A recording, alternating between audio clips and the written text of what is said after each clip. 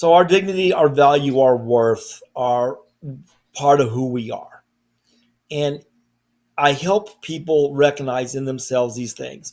And it gets to be interesting. I work with adults, I work with kids. If they're suicidal, I use it. If they're low self esteem, I use this because I find this if you can do a self esteem check between a 1 and a 10, and you are 3 or lower, I can almost guarantee you're going to be suicidal if you feel your self esteem is that low. But what boosts our self esteem is recognizing our humanity, our dignity, our value, and our worth as a person. So when I sit down with someone, I'll ask them the question, do you recognize these things in you? And most of the time they'll say um, no, or they'll say, well, maybe a little bit, but maybe not this one, or maybe not that one at all. A lot of them say worth. They don't recognize worth. And they think they're worthless. Well, if you think you're worthless, why are you going to live? I thought I was worthless as a kid. Why did I want to live if I'm worthless? But every human being is created by God and we have worth. So I start with the dignity. I always define it as this: it's your right to be respected. And it starts with self respect and then the respect of other people. And so when someone tells me they don't have dignity, I look for those characteristics of dignity that I can see. And I see it real easy in people. So usually I'll look at someone, I'll start, like if their hair's combed, I'll ask them, did you get out of bed with your hair looking the way it looks like right now? Especially with the girls or the ladies, they're going like, oh, no, I got up and it didn't look like this. I combed it, or I brushed it, or I whatever they have done. And I'm like, why? And they're like, well, I don't want to go out looking like that. I'm like, why? And they're like, well, because people might think badly of me. I'm like, that's your dignity. That's your dignity. Dignity is in the way we take care of ourselves. A newborn baby has as much dignity as you or I. Now, they may not be respected. They may not be given that chance to life, and that's sad. But their right to be respected is still there. How do we show dignity? We give the baby to the mother. The mother holds the baby, the skin on skin contact. They clean the baby. They clothe the baby. Mother feeds the baby. You care for that baby. That's the dignity of the baby. Yeah, a newborn baby has as much dignity, and they learn to eventually care for themselves. But the right to respect, again, can be abused. The other side is, when other people respect you, and not everyone will respect you. And I've learned to say, it's not my problem. If they're not respectful to me, that's not my problem. That's their problem because they don't know who I am. If someone's disrespectful to me, I don't make it my problem. You can't hurt me unless it becomes my problem.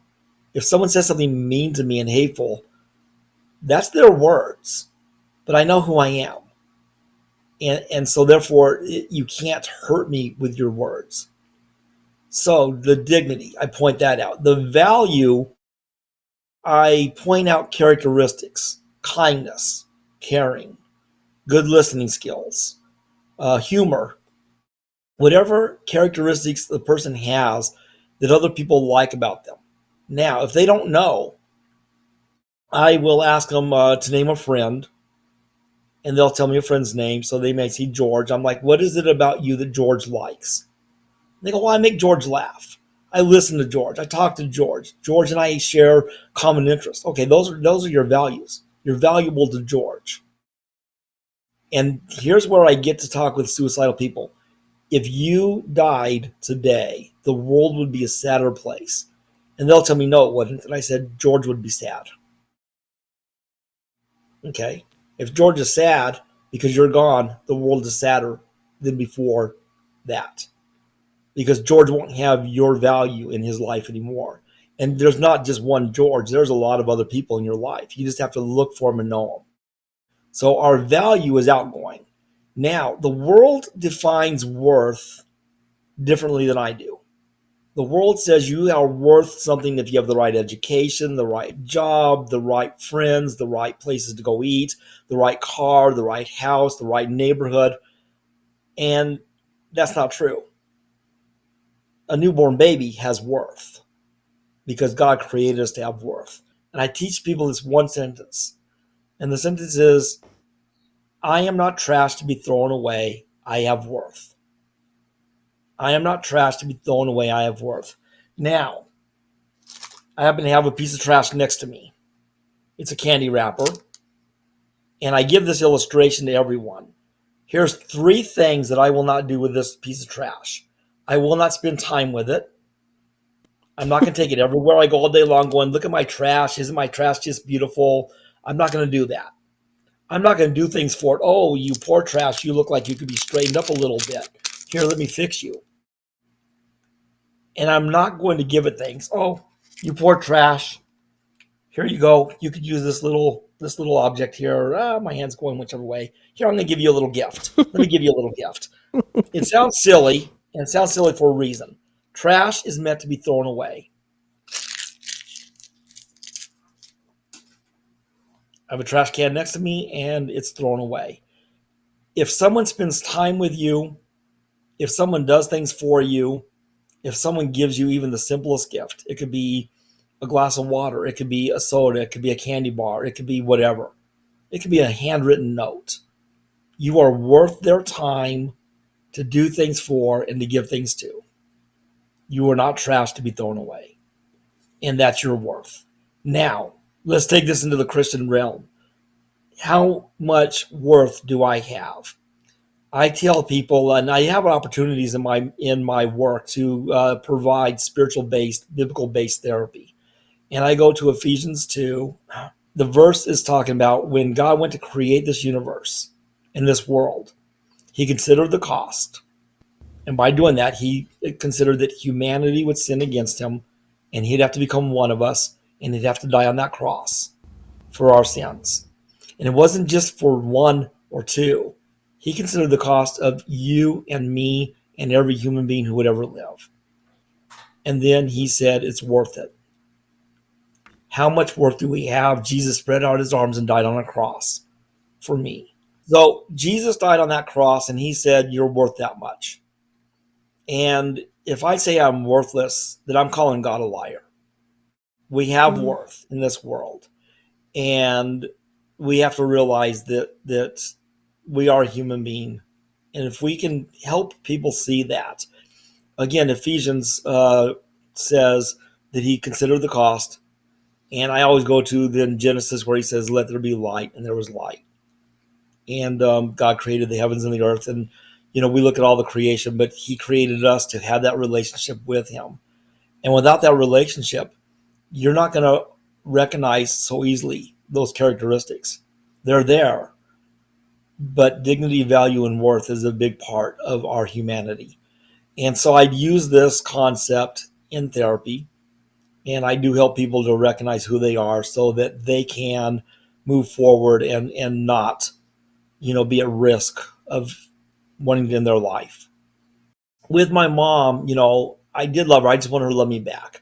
I did build a relationship with my mother, and I did maintain those boundaries. And in my life, there were times where she would try to be abusive. And I'd say, you're not going to yell at me. I'm no longer 12.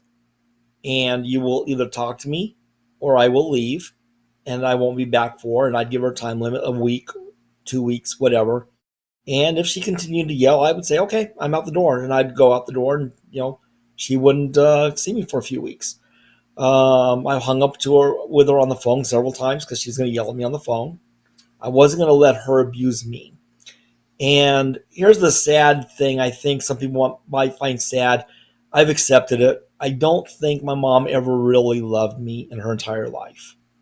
She would say she loved me because I was doing things for her. But she never, I don't think, really understood love. However, I will say this. She did become a Christian later in her life. And before she passed away, about 15 years before she passed away, she became a believer. She did attend church with us. She attended church for a while with my brother, too, at his church. I did see a softening of her when she became a Christian. There was evidence. So I was convinced her salvation was true. And so the hope is she's in heaven with Jesus. My dad also became a believer. He wasn't a believer. And so the ironic thing for me is to think that they're both in heaven going, oh, you're here. That's my humor. I just think I could see that happening. Like, like now they have to get along because they're in heaven together. But so she did. She passed away. But until she died, I did love my mother. And that was just the way it had to be. and I accepted her for being the way she was. I do want to share this with everyone. If you can come up with 5 reasons on that bad day when you feel like you're on the edge of life, and if you can come up with 5 reasons that can move you away from that edge, they have to be meaningful. They'll move you away. They won't stop the pain, they won't stop the hurt, but you'll have some kind of hope that life is worth living. So for me, my 5 protective factors that I have, one is my faith in God. I don't want to stand before God and say, that life you gave me, that only you had the right to take, I thought I knew better than you. Number 2 is my wife. She would be devastated. Number 3 is going to sound funny, but I have 2 ferrets, and they would miss me. They'd be very They sad. They would not understand. would. They would. They really would. And people laugh when I say this next one because underneath my ferrets comes my brother. And the reason he's under my ferrets is simply this: my brother would miss me, but at least he would have understanding that they would not have. Yeah. And my sister and I are not that close. She's very much similar to my mom in a lot of ways. And my sister would still miss me. And so those are my top 5. 5, I think, is a good number. If I would have had Yeah. 3 the day of the bus, I would have still tried to get in front of the bus. I think so. With all my heart, I think 3 would not have been enough. 4, I've always debated. Would 4 maybe? I might have walked away, but I might not have. And for some reason, 5's always been a solid number. I think if I had 5 reasons, I would have walked away sad, but I would have said life has some reasons to live. And so Yeah. I always encourage people to come up with 5. I tell healthy people, have 5 reasons that you know that life is worth living. And they have to mean something. I jokingly tell my clients this: if you tell me your goldfish would be sad, I'm going to challenge that because goldfish don't care who feeds them as long as someone's feeding them. They have a 3-second memory. I did have one of my clients get mad over that, and he said my goldfish really loves me and cares. In a way, there's got to mean something. If the protective factor doesn't mean something, it's not protective. And 5 is a good number. In my life right now, I can name 20 things easily. I can name 20 things. And people say, well, what do you need it for? You're not suicidal. And it just takes a moment of something to happen. And even a good moment, you can have a thought of you should just kill yourself. 3 years ago, I'm driving in a new truck. I was new at the clinic I'm at now, so it was a new job. Life was good. I'm going down the road saying, I'm so happy right now, God. I have a new truck. I have a job that's great. I have, things are good with my wife. They're good with my church life. I mean, I am praising God. Everything's good. Yeah, I'm driving down the road, and the next thing I had was a thought went through my brain that said, you should just kill yourself. Now, you can't control a thought until it's in your brain. I don't know where that thought came from, but it didn't live in my brain but this long. I simply said, I have my faith, I have my wife, I have my ferrets. I didn't get to my brother and sister. I just started laughing. I'm like, I don't know where that thought came from, but that thought's gone. Why? I don't want a thought to live in my brain that's negative for any amount of time. And so, any time in life where you have that thought, don't entertain that thought. Never entertain that thought. Push that thought out, push it out quick, because that's what the protective factors are for. Now, my next step of therapy is to go into the DVW part. I give dignity, value, worth therapy to a whole lot of people. If they are on the Christian perspective and they want that counseling, I get a lot of people who do. That's my blessing at the clinic. I'm our only spiritual based therapist. I've been licensed in ministry of 2000. I'm part of the American Association of Christian Counselors. So I, have the competency to apply Bible verses to any therapy I do. And so if they want that, when I give dignity, value, worth, I share that is, those are things given to us by God. Other people, I just say that we're all born with those characteristics. I believe conceived with, and but I share born with. So I do get that opportunity.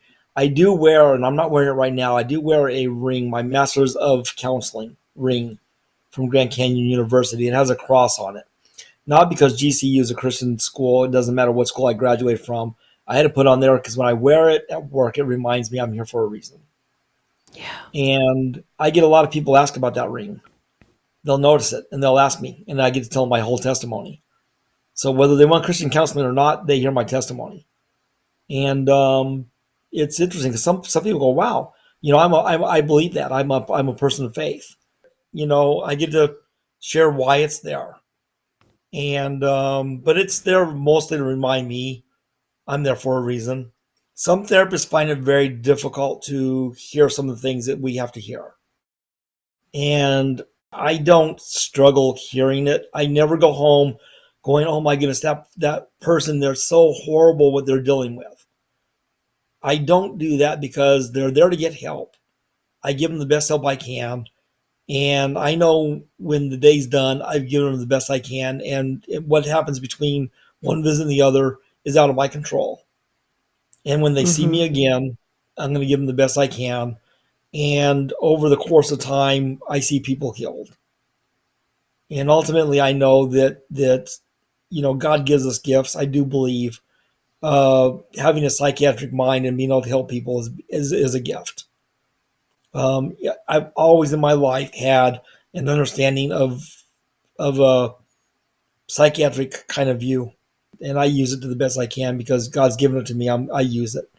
Kind of interestingly enough, before I was ever a therapist, I was sharing DVW therapy with people. I was 16, and a friend of mine told me he wanted to kill himself. To tell him, I said, "You're a human being. You've got your dignity, you have your value, you have your worth." And I spent time to explain to him what that meant and how I saw it in him. And he lived. He didn't kill himself. And then a few years later, someone else, told me the same thing. And through my life, I've had several people telling me that they just were so done with their life. People that didn't even know me sometimes, strangers, would tell me this at a bus stop. I have someone say they get talking and they would do it. I'd give them my testimony and I'd talk to them and I'd just tell them, "I see in you these three things. God's giving you these things."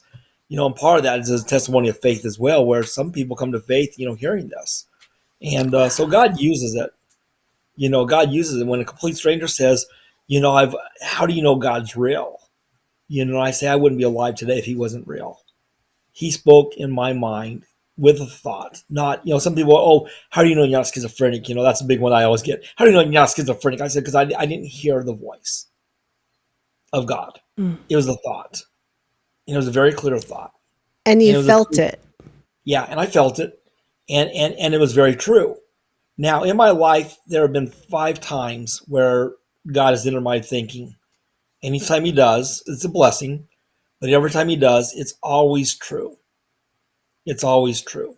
The other things I look at is God is a God of miracles. And I can give testimony of miracles.